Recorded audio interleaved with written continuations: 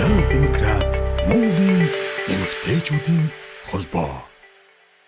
Монгол улсынхаа 408 зохист суугаа Социал-демократ Монголын эмэгтэйчүүдийн холбооны мянган гишүүд дэмжигчид та бүхэндээ түүхт 30 жилийн баярын мэндийг хүргэе. Тэртээ 1924 онд эмэгтэйчүүдийн эрхтэйчүүдийн эрхтээ ижил тэгш хэмээн Аздаа анхдагч улс болж Монгол улс тухайд үндсэн хуульдаа зарлж байжээ.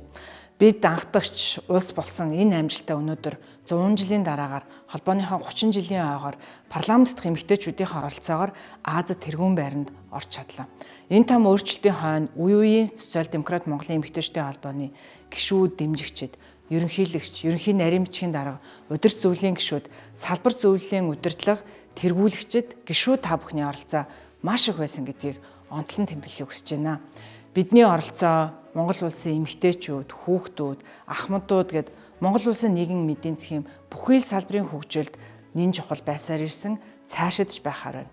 Бүсгүйчүүд та бүхэндээ амжилт бүтээл, аз жаргалын дээдийг хүсэн өрөөё.